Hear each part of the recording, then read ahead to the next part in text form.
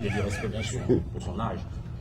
Il ne faut pas dire ça pour l'excuser parce que précisément, il a tout fait pour qu'on en soit là. Donc, on met sa candidature pour lui, il n'est pas là, il est malade, on l'utilise, on l'instrumentalise. Le seul responsable de tout ça, c'est lui. Parce qu'il nous a bien fait savoir que sa philosophie du pouvoir et sa vision du Cameroun, c'était avant tout de durer. Ne dure pas au pouvoir qui veut, mais qui peut, disait-il. Donc, si vous voulez, au fond, dans sa vision à lui, il était prévu qu'on en soit là. Donc, nous en sommes à cette situation parce qu'il y a un type, pardon d'être trivial, qui a voulu que ce soit ça. Parce qu'il est inélégant d'un point de vue de la démocratie. Et il faut le dire, il n'y a aucune république au monde aujourd'hui qui compte un président, à sa tête, un président de 92 ans. C'est incompatible avec non pas les règles, les lois, mais les mœurs démocratiques, les mœurs républicaines. À 92 ans, on est fatigué. Et quand on a passé 43 ans à la tête d'un pays comme le Cameroun sans des résultats probants, on a l'élégance en république et en démocratie de partir. Ce monsieur nous dit qu'il ne veut pas partir, qu'il y est et qu'il reste. Il fait de la résistance. Il faut prendre acte de cela et simplement considérer qu'aujourd'hui, Paul Biya, après avoir déclaré la guerre au Boko Haram, je le cite, déclare la guerre à la nation camerounaise. Mais je n'invente rien en disant ça. Charlie Gabriel Bock nous a rappelé que l'État est en guerre contre la nation. La nation, c'est vous, la nation... Et l'intérêt, ce que j'allais dire, l'intérêt de la candidature de Paul Biya, parce qu'il y a quand même quelque chose d'intéressant là-dedans, c'est que, contrairement à maintenant, je n'y vois pas un problème mystique, c'est que ça déshabille, pour une fois, le pouvoir qui tient captif le Cameroun depuis 43 ans. Nous avons, on pense que c'est un problème mystique parce que nous avons vécu pendant 43 ans dans deux grandes illusions. L'illusion que nous sommes dans un État, mais nous ne sommes pas dans un État, nous sommes en situation d'État néocolonial. C'est-à-dire que c'est la perpétuation de la colonisation. Et l'État qui est là est incarné par un pouvoir néocolonial. Il faut prendre acte de ça. Et la candidature de Paul Biya à 92 ans dit ça. C'est ce que ça dit. Il faut prendre acte de ça. Donc c'est intéressant qu'il soit candidat. Parce que enfin le voile tombe sur la nature intrinsèque, la nature ontologique du pouvoir qui dirige le Cameroun. Il faut capter ça et dire ça au peuple pour que le peuple sache quels ont été les processus de sa zombification. Première leçon à retenir, c'est ça, nous sommes en situation d'état néocolonial. Deuxième point, c'est fondamental, la candidature de Paul Biya rappelle que nous ne sommes pas une république, ni une démocratie. Mais attention, le pouvoir pendant 43 ans a régné et s'est dupliqué parce qu'il a réussi l'exploit de nous faire croire ça. Que nous sommes en république, que nous sommes un État, alors que nous sommes un État néocolonial, c'est-à-dire que nous sommes en situation de colonisation. Sauf que c'est les Noirs, maintenant c'est plus les Blancs. Et il a réussi à nous mettre dans l'illusion que nous sommes une république en organisant un jeu faussement républicain, mon cher Roland.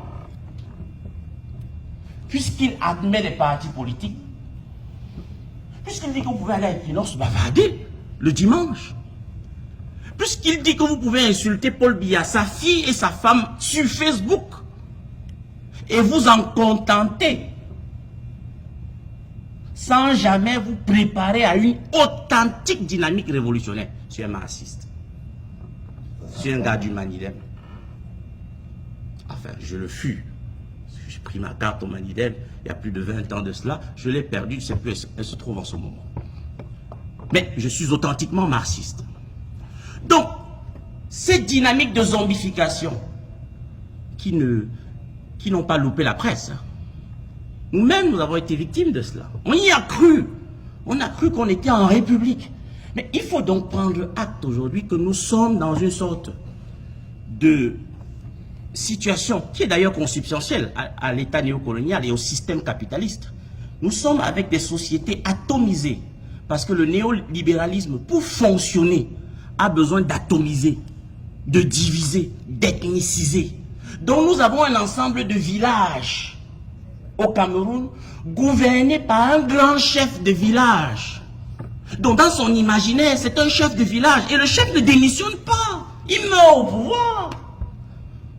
Voilà la réalité anthropologique qu'il faut révéler au peuple en des termes simples. Mais j'espère que je le dis très simplement ce soir.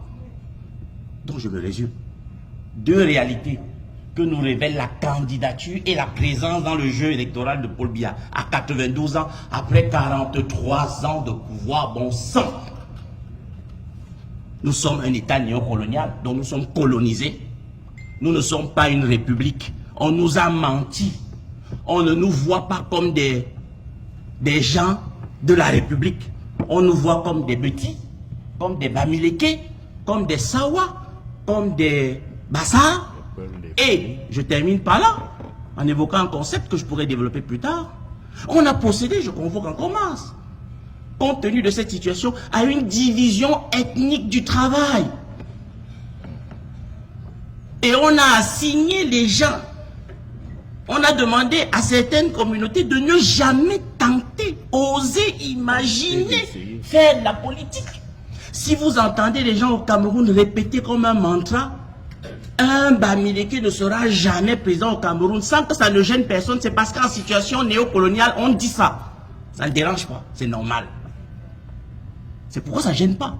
C'est pourquoi il n'y a pas une seule plainte. C'est pourquoi il n'y a personne en prison pour ça. Ben écoutez, j'ai été long, je suis désolé. Bonjour les enfants. C'est papa. Mon mur est un asile psychiatrique à ciel ouvert et ma salle d'attente est toujours bondée. Bienvenue à la clinique, my brother Luc Perry-Wanji. Là, la clinique d'aujourd'hui était élevée par l'homme qu'on appelle Luc Perry-Wanji. S'il vous plaît, partagez. Parce que la première leçon, la fondamentale, la candidature de Paul Biya à 92 ans, après 43 ans de pouvoir, est la preuve par 9 que nous sommes dans un état néocolonial. Écrivez ça. Écrivez ça, les enfants. La candidature de Paul Biya est aussi révélatrice. À cet âge-là, elle est révélatrice avec ce bilan-là. Pouvoir être candidat à une élection présidentielle avec le bilan de Paul Biya et la souffrance infligée au peuple, nous ne pouvons pas dire que nous sommes dans un état normal, non. Sinon, ça voudrait dire que nous sommes des citoyens normaux. Non, nous sommes dans un état néocolonial dont le pouvoir des citoyens n'existe que dans leur esprit. Les citoyens ne sont pas en nette possession de leur pouvoir. La souveraineté n'appartient pas au peuple. Les dirigeants ne sont pas au service du peuple. C'est ça un état néocolonial. C'est un État où la souveraineté n'appartient pas au peuple, où les dirigeants ne sont pas élus par le peuple et où ces dirigeants ne sont pas au service du peuple. Pour que Paul Biya soit encore candidat à 42, après 43 ans de pouvoir et de décrépitude, c'est parce que il n'est pas élu par son peuple. Parce qu'il n'est pas élu par son peuple. Preuve que nous sommes dans un État néocolonial. Lorsque le peuple est substitué par une entité noire, nous devenons un État néocolonial. C'est la chose la plus importante.